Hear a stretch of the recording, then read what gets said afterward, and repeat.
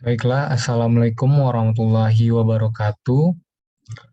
Perkenalkan, saya Farhan Habibi dengan NIM 19338051 dari jurusan S1 Teknik Mesin Non-Kependidikan Universitas Negeri Padang.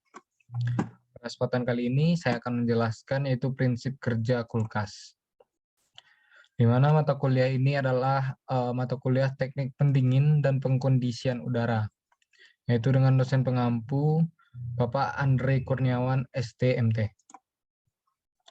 Baiklah, di sini ada 3 topik, yaitu di mana pertama kita mengingat dulu hukum 2 termodinamika. Lalu yang kedua itu bagian-bagian dari kulkas. Lalu yang ketiga itu prinsip kerja kulkas. Lalu untuk hukum 2 termodinamika yang telah kita pelajari yaitu kalor mengalir secara alami dari benda yang panas ke benda yang dingin. Kalor tidak akan mengalir secara spontan dari benda dingin ke benda panas. Lalu bagian-bagian kulkas. Di bagian-bagian kulkas itu ada kompresor, kondensor, filter, evaporator, termostat, heater, fan motor, dan overload motor protector. Di sini saya akan menjelaskan untuk kompresor, yaitu kompresor adalah berfungsi memompa bahan pendingin ke seluruh bagian kulkas. Lalu kondensor, di dalam kondensor itu berguna sebagai alat yang digunakan untuk merubah gas refrigerannya bertekanan tinggi menjadi cairan. Lalu lanjut yaitu filter, di mana memiliki 3 fungsi, yaitu menyimpan refrigerannya, menyaring benda-benda asing, dan uap air dengan desikan, dan filter yang tidak bersirkulasi pada sistem mesin pendingin, dan memisahkan gelembung gas dengan cairan refrigeran sebelum dimasukkan ke dalam katup ekspansi. Lalu lanjut yaitu untuk evaporator. Evaporator berfungsi sebagai penyerapan panas. Lalu ada termostat yaitu sebagai pengatur suhunya. Dan heater yaitu berguna untuk menghancurkan salju yang ada di dalam mesin pendingin. Lalu lanjut yaitu fan motor. Di dalam fan motor berfungsi sebagai penghembus udara yang dingin dari evaporator ke seluruh bagian rak.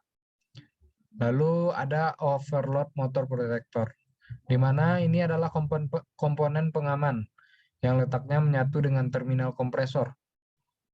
Alat ini berfungsi untuk melindungi komponen kelistrikan dari kerusakan, di mana akibat arus yang dihasilkan kompresor melebihi arus acuan normal.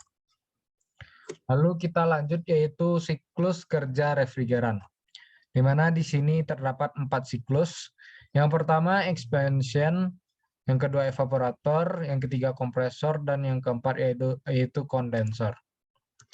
Di sini saya sedikit menjelaskan yaitu expansion adalah saat refrigeran sistem melewati evaporator, terjadi perpindahan panas dari ruang pendingin, sehingga menyebabkan refrigeran menguap atau proses penguapan. Lanjut yaitu ke evaporator, di mana refrigeran akan meninggalkan evaporator, kemudian melewati kompresor, sehingga tekanan dan temperatur suhu meningkat. Energi yang diperlukan kompresor agar dapat beroperasi diperoleh dari energi listrik. Lalu masuk ke siklus kompresor, di mana selanjutnya refrigeran akan melewati kondensor, di mana refrigeran akan mengembun dengan cara melepaskan panas atau Q-nya ke lingkungan yang temperaturnya lebih rendah. Yang sesuai dengan hukum 2 termodinamika yang telah kita bahas di awal tadi. Lalu masuk ke kondensor, yang mana akhirnya refrigeran akan memasuki kantung ekspansi hingga temperatur T-nya dan tekanan P-nya berkurang. Di mana pada keadaan ini refrigeran berwujud fase uap.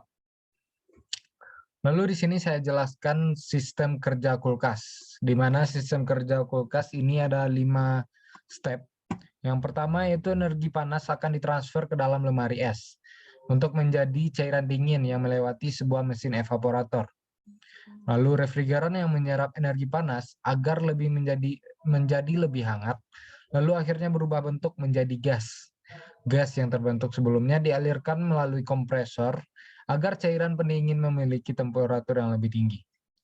Lalu refrigeran dengan suhu yang lebih tinggi tersebut selanjutnya mengalir ke melalui kondensor, di mana terjadi transfer energi panas pada kumparan pendingin kondensor, yang akhirnya refrigeran tersebut kehilangan energi panasnya dan berubah menjadi energi dingin kembali, serta mengalami peristiwa kondensasi menjadi cairan. Selanjutnya refrigeran akan masuk ke tabung ekspansi, di mana tempat yang memiliki ruangan untuk menyebarkan cairan keluar dalam rangka menurunkan suhu menjadi lebih rendah. Cairan dingin hasil refrigeran tersebut kemudian mengalir kembali ke evaporator. Dan selanjutnya siklus tersebut akan kembali terulang. Mungkin sekian untuk penjelasan sistem teknik refrigeran untuk kulkas. Terlebih terkurang saya mohon maaf. Saya akhiri. Assalamualaikum warahmatullahi wabarakatuh.